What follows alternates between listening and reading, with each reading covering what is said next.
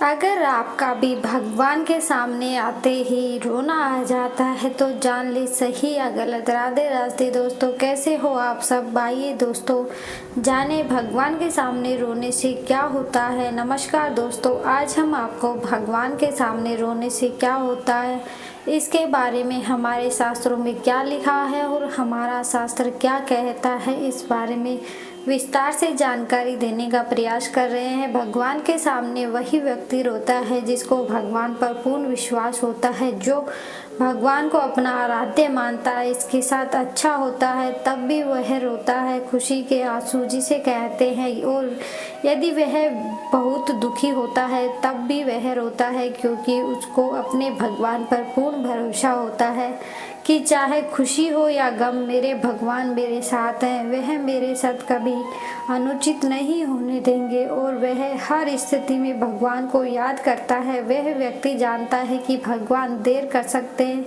पर एक दिन जरूर उनकी इच्छा को पूरी करेंगे, क्योंकि भगवान के घर देर है पर अंधेर नहीं। व्यक्ति भगवान के सामने तब रोता है जब उसका भाग्य बदल जाता है, उस पर भगवान की कृपा होने लगती है, जब उसे भगवान पर आत्मविश्वास होने लगता है। उस व्यक्ति के साथ चाहे कुछ अच्छा हो तो भी उसका भगवान पर पूर्ण भरोसा है और वह भरोसा कभी टूटता नहीं, सदा ऐसे ही बना रहता है कि भगवान ही उसकी सहायता करेंगे। यह इंसान तो उसके पास है, बस वही देगा, लेकिन मेरा भगवान तो मुझे मेरी औकात से भी ज़्यादा देगा। वह हर दुख में भगवान को याद करता है और सुख में भी भगवान को नहीं भूलता। उस व्यक्ति का मन पवित्र होने लगता है और उस व्यक्ति के जीवन में बदलाव आने लगते हैं और उसके अंदर आध्यात्म का विश्वास होने लगता है और उसका मन भगवान की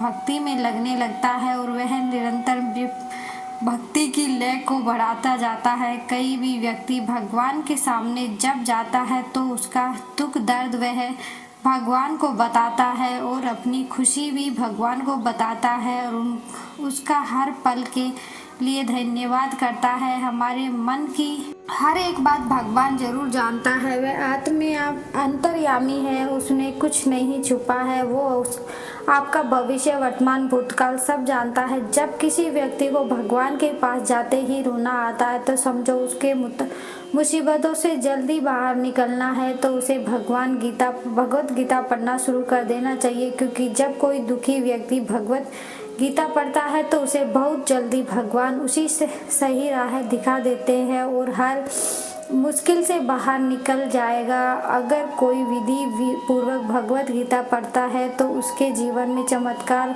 शुरू होता है। उसने कभी सोचा नहीं होगा। आप भगवान की स्तुति करें, वह आपके जीवन में बड़े से बड़ा संकट को दूर कर देंगे। भगवान के सामने रोना चाहिए या नहीं, सनातन धर्म में मानने वाले प्रत्येक व्यक्ति का अंतिम लक्ष्य मोक्ष की प्राप्ति होता है। वो चाहता है कि उसको भगवत प्राप्ति हो, वो सदा सदा के लिए मरण जन्म के झंझट से मुक्त हो जाए। हर व्यक्ति चाहता है कि वह जीवित अवस्था में सारे सुख भोगे और मृत्यु के बाद उसे मोक्ष की प्राप्ति हो जाए और भौतिक सुख प्राप्त करने के लिए भगवान से प्रार्थना करना प्रारंभ कर देता है, उसकी भक्ति करना शुरू कर देता है। वह चाहता है कि उसे दुनिया की सारी खुशियाँ मिल जाए, पर हर व्यक्ति को इस बात पर गौर करना चाहिए कि भगवान का यह फर्ज होता है कि अपने भक्त का पेट भर जाए। उनका यह फर्ज नहीं है कि वह आपकी हर इच्छा पूरी करे। आप चाहते हैं कि आपकी हर इच्छा पूर्ण हो तो आपको कड़ी मेहनत और स्मार्ट वर्क करना होगा। यदि अपनी ढेर सारी इच्छाओं को पूरा करना है तो उसके अनुसार मेहनत भी करनी पड़ेगी, तभी हो सकता है कि आप सब इच्छाओं को पूर्ण कर पाए। भगवान ने भी इस धरती पर जन्म लिया और अनेक संघर्ष किए, इसलिए सभी व्यक्ति को किसी तरह जीवन जीना है। भगवान के अनेक रूपों ने लोगों को यह बता दिया कि जीवन को कैसे जीना चाहिए। इस धरती मृत्युलोक कहा जाता है। मृत्युलोक पृथ्वी को इसलिए कहा गया है कि व्यक्ति यहाँ पर अलग अलग योनियों में जन्म लेता है और मरता रहता है, और इस धरती पर 84 लाख योनि होती है, जिनमें से मनुष्य का जन्म बहुत मुश्किलों के बाद, बहुत सी योनियों में भटकने के बाद मिलता है। खाना पीना, बच्चा पैदा करना तो जानवर भी करते हैं, पर मनुष्य का जन्म बहुत से महत्वपूर्ण उद्देश्यों के लिए होता है, जैसे भगवान को पाने का प्रयत्न करना। इस धरती पर हम मौज मस्ती करने के लिए नहीं पैदा हुए। इस धरती पर व्यक्ति अपने अच्छे बुरे कर्मों के फल को भोगने के लिए जन्म लेता है और उसको अच्छे बुरे कर्म के अनुसार ही सुख सुविधाएं मिलती है। और जो व्यक्ति अच्छे कर्म करता है और नेकी और भलाई का काम करता है और भगवान की भक्ति सच्चे मन से करता है, तो उसे भगवान की प्राप्ति होती है। और भगवान ऐसे व्यक्ति के लिए सदैव तत्पर रहते हैं। जो व्यक्ति दूसरों को कोई हानि नहीं पहुंचाता, सदैव दूसरों की मदद करता है, वह अपनी मेहनत से कमाए धन से अपना और उसके परिवार को पालता है और इंसान से लेकर किसी भी जीव को हानि नहीं पहुंचाता, सदैव जीवों की रक्षा करता है, उस व्यक्ति को भगवान की प्राप्ति होती है। इसका मतलब यह नहीं है कि आप पर कोई हमला कर रहा है और आप चुपचाप सहन कर ले। भगवान ने साथ ही साथ यह भी उपदेश दिया है कि आप पर यदि कोई अत्याचार कर रहा है तो उसके खिलाफ आपको आवाज़ उठानी चाहिए, क्योंकि अन्याय सहना भी सबसे बड़ा पाप है। भगवान कृष्ण ने अर्जुन को युद्ध करने के लिए उपदेश दिया था कि कायर व्यक्ति की तरह जीवन नहीं जीना चाहिए। अपने जीवन में कुछ करके दिखाओ जिससे दुनिया आपको याद रखे। यदि अपने साथ कुछ गलत हो रहा है तो उसको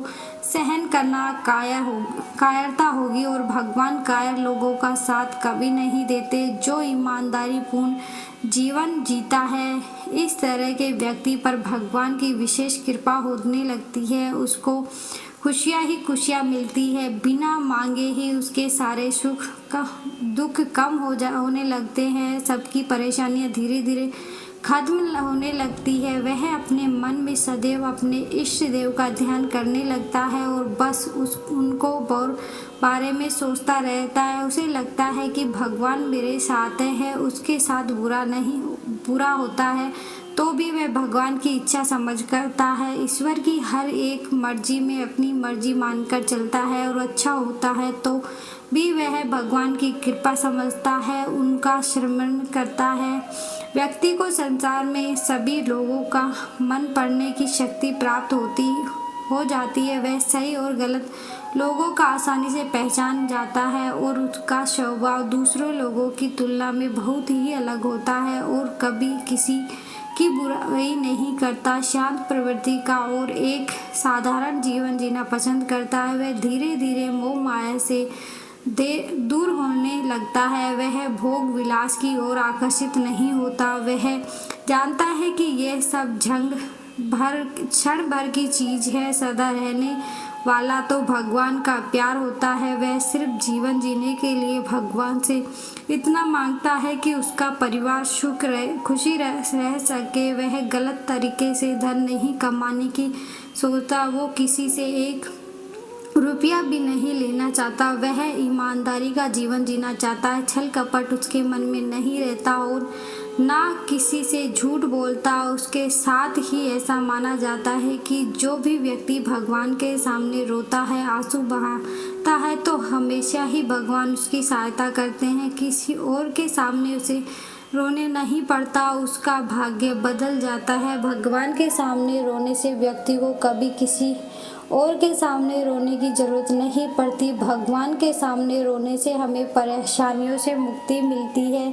प्रत्येक व्यक्ति अपने इष्ट देव से प्रार्थना जरूर करता है और जब वह भगवान के मंदिर में जाता है या फिर भगवान की भक्ति करता है तो उसके मन में बहुत से अच्छे बुरे विचार आते हैं और उन विचारों पर उसका कंट्रोल नहीं रह पाता। वह अपने दुखों को याद करके अपने आंसुओं को रोक नहीं पाता। वह भगवान के सामने रोने लगता है और यह संकेत बहुत ही शुभ होता है। आपका जीवन बदलने वाला होता है। आप अपने दुख भगवान को बता रहे हैं, क्योंकि यदि आप अपने दुख दूसरों को लोगों को बताएंगे तो वह आपकी सहायता करने के बदले में आपसे कुछ भी मांग सकते हैं और आपकी कमजोरी का फ़ायदा उठा सकते हैं और आपको उन उसका जिंदगी भर एहसास मानना पड़ सकता है। इसलिए दुख के समय भगवान ही आपकी सहायता करने के लिए किसी न किसी रूप में आपकी मदद करते हैं। इसलिए भगवान को हमें हमारे दुख बताने चाहिए और भगवान के सामने आप रो भी सकते हैं, इसमें कोई बुराई नहीं है। भगवान अपने धाम लौटने के साथ ही कलयुग शुरू हो गया और कलयुग में अपने अत्याचार करने शुरू कर दिए। कलयुग ने बल रूपी धर्म को मारा तो धर्म के 3 पैर टूट गए, लेकिन सत्य एक पैर पर था, वह कभी टूटा।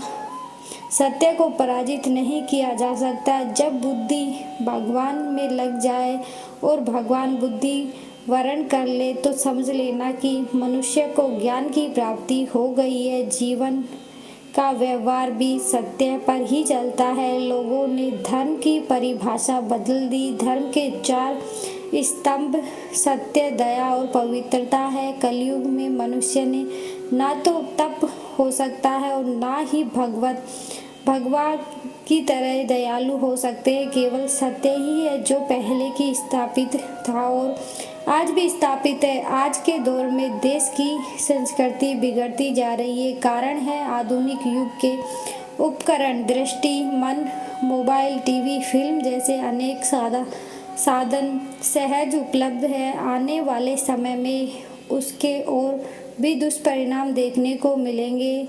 कहा कि आज से 100 साल पहले संस्कृति क्या थी, अभी के समय अपराध की घटना बढ़ती जा रही है। दोस्तों, उम्मीद करते हैं आपको ये वीडियो अच्छा लगा होगा। प्रिय दोस्तों, आज के वीडियो में बस इतना ही। हमारे द्वारा दी गई शास्त्र अनुसार जानकारी आपको अच्छी लगी हो तो वीडियो को लाइक, शेयर एंड सब्सक्राइब और कमेंट बॉक्स में जय श्री राम अवश्य लिखिए। धन्यवाद।